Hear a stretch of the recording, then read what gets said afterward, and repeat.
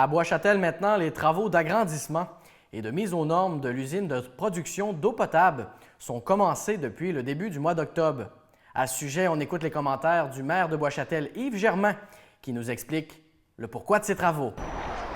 C'est un important chantier qui a été débuté dans les derniers jours suite aux subventions qu'on a pu obtenir du FEPTU, du Fonds d'eau potable et traitement des eaux usées, pour la mise aux normes de notre usine d'eau potable.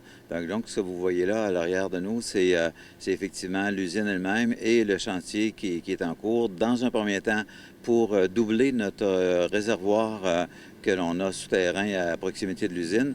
Donc, on veut en doubler la capacité, la dimension, pour donner plus de sécurité aussi à la population par la même occasion. Et par la suite, il y aura le bâtiment lui-même qui sera même doublé. Le procédé de filtration de l'eau va être modifié. On a aujourd'hui un procédé qui date de 1993, qu'on appelle, excusez l'expression de fond, Dynasend, qui est dans le fond un peu le principe d'un filtreur de piscine, si on veut, avec sable. Et on va passer avec une nouvelle technologie qui s'appelle membranaire. Et donc ça, c'est vraiment bon pour le développement durable aussi parce que au lieu d'avoir 20 de perte de l'eau brute qui nous arrive pour le nettoyage des sables avec le système actuel, c'est qu'avec un système membranaire, on perd uniquement 5 à 8 de l'eau brute qui arrive à l'usine pour les fins de lavage. Donc ça veut dire que 95 de l'eau brute qui arrive à l'usine peut être traité et redistribué à la population. Donc, c'est des travaux importants, mais qui s'imposaient aussi à cause des nouvelles normes du ministère de l'Environnement, entre autres. Et là, qu'est-ce que ça représente pour la municipalité, ses citoyens? Parce que là, j'imagine qu'on règle la question de l'eau potable pour très longtemps. Oui, effectivement. C'est sûr que c'est un gros investissement. C'est 11,5 millions le projet comme tel. Mais heureusement, avec la subvention de presque 8,8 millions du programme FEPTU que je vous mentionnais tout à l'heure, ça fait en sorte, et le fait qu'on partage la différence avec l'Ange-Gardien, parce que c'est les deux populations, Bois-Châtel et l'Ange-Gardien, qui bénéficient de ça. Là. On a une entente qui a été renouvelée, qui était déjà une entente de 20 ans de 93 à 2013, qui a été renouvelée pour un autre 20 ans. Donc, on partage la facture avec l'Ange-Gardien. Donc, il nous reste sensiblement, pour un projet de 11,5 millions, il nous reste sensiblement 800 000 à payer par la population de l'Ange-Gardien et 1,5 million à payer par la population de Bois-Châtel. Et ça assure la qualité d'approvisionnement pour les 30 prochaines années.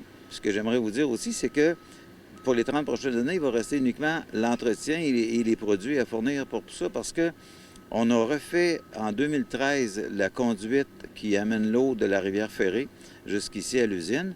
Donc, c'était refait en régie interne. Même, on a sauvé 2 millions, ça nous en a coûté 2, mais ça aurait été 4 normalement si ça n'avait pas été notre personnel qui l'aurait fait. Et aussi, en 2016, on a complété le nouveau poste de pompage. On a eu les autorisations de s'approvisionner dorénavant également dans la rivière Montmorency. Donc, on a une conduite qui est rendue tout près ici à proximité de l'usine, mais qu'on pourra brancher à l'usine une fois que le nouveau procédé sera installé. Donc, ça veut dire que les conduites qui viennent et de la Ferrée et de la Montmorency sont tout en neuf depuis 2013 et c'est pour ça que je vous dis que pour les 30 prochaines années, on est assuré de la capacité d'approvisionnement, oui, mais on est en plus assuré qu'il n'y a pas de grosses dépenses qui vont arriver parce que c'est juste de l'entretien. Et durant la durée des travaux, est-ce qu'il y a des mesures qui vont être mises en place pour s'assurer de la bonne qualité de l'eau et aussi l'information si jamais il y avait des inconvénients pour que la population soit au courant? Oui, déjà, on a transmis à la population un avis à l'effet que là, les travaux de modification de procédé étaient enclenchés à l'usine, que c'était possible. Ça, d'ailleurs, c'est en accord avec le ministère de l'Environnement et de la Santé publique. Tout ça, on a travaillé ça avec eux. Donc, c'était possible qu'il puisse peut-être y avoir des parasites quelconques, mais absolument rien de dangereux. Et que si c'était pour arriver, parce qu'on évalue notre eau est analysée régulièrement. Donc, le moindrement qu'il y avait quelque chose, la population serait avisée immédiatement. Mais nous, on est convaincus que il y a très peu de chances que ça se produise parce qu'on est capable de continuer à traiter avec le système qu'on avait déjà le temps qu'on procède à l'installation du nouveau procédé. Donc, on est convaincu, mais c'est par mesure de précaution, puis en accord avec le ministère de l'Environnement et de la Santé publique, que cette forme de préavis-là a été transmise pour que la population soit informée aussi, là. En terminant, M. Germain, pouvez-vous nous parler un petit peu de l'échéancier des travaux, là? Quand est-ce que ça devrait être complété, les travaux ici, là, à l'usine d'eau potable de Bois-Châtel? Bon, là, les travaux viennent d'être entrepris. On commence par le réservoir, comme vous voyez. Par la suite, c'est le bâtiment. Une fois le bâtiment agrandi, c'est le procédé qui est installé, puis les tests seront faits. Puis ce qui est souhaité, c'est que ce qui est prévu, puis ça augure bien, avec l'entrepreneur général qui a eu le contrat, ça augure bien pour que l'échéancier du printemps 2018 soit respecté. Et à ce moment-là, ça veut dire que tout le branchement va pouvoir être fait avec le nouveau procédé et pour l'eau qui nous arrive de la Ferrée et pour l'eau qui va nous arriver dorénavant également de la rivière Montmorency.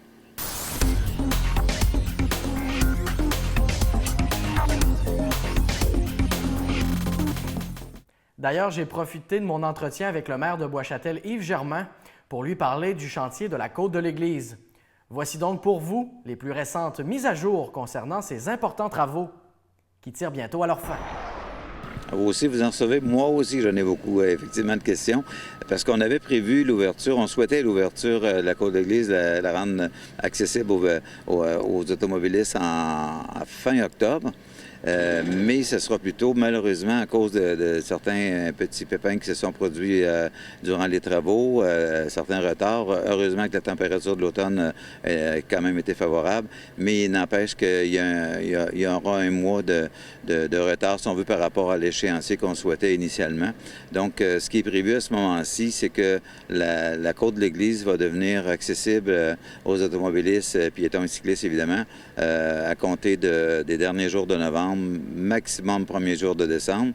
Et si la température nous est favorable aussi dans cette période-là, ça veut dire que les 2 couches de pavage seront faites, complétées, et que ça nous assurera que pour 2018, ce qui restera, ce sera les accotements, l'extérieur, si on veut, de la chaussée des chaînes de rue qui restera à finaliser, certains aménagements, particulièrement au pied de la côte de l'Église, où on sait qu'on a une halte vélo installée du côté ouest et une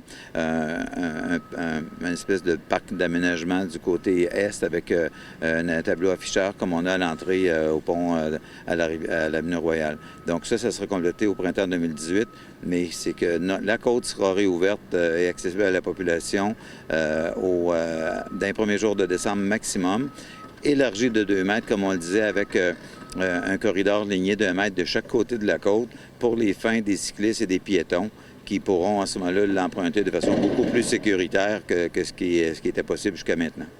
Et qu'est-ce qui explique ces retards-là? Je sais qu'il y a eu une semaine de grève de la construction, mais j'imagine qu'il y a d'autres facteurs qui sont rentrés en ligne de compte. Oui, bien c'est ça. C'est que les gens savent qu'il y a eu un léger affaissement du sol à une certaine période au centre des travaux. Et ça a obligé d'ajouter un mur qu'on appelle mur berlinois, qui n'était pas nécessairement prévu au départ. Donc d'ajouter un mur berlinois pour assurer une sécurité optimale de la falaise là, qui donne sur le centre de la côte. Donc, ça veut dire qu'on est assuré avec cet ajout-là qui a été fait, on est assuré que ça ne bougera pas jamais. Ce qui restera à faire, je dirais, moi, dans les 100 prochaines années, ça va être de maintenir le pavage en bon état, parce que pour le reste, il n'y aura pas de mouvement. C'est impossible avec les ajouts qui ont été faits pour les murs de protection de la falaise. Et justement, avec ces ajouts-là, est-ce que les coûts du projet ont été respectés ou on a dépassé un petit peu ce qui était prévu? Non, effectivement, comme je mentionnais, la population lors du dernière réunion publique, c'est qu'effectivement, ça nous a amené un coût additionnel d'1 million. Donc, ce qui était un projet initial de 7,5 millions est devenu un projet de 8,5 millions à cause de ces ajouts-là. Et donc, du mur et qui nous a obligés en même temps aussi à acquérir une maison au centre de la côte qu'on n'avait pas initialement prévu acquérir dans un premier temps. Donc, c'est ce cumul-là de dépenses additionnelles qui nous amène à un projet maintenant de 8,5 millions au lieu de 7,5 millions pour la côte.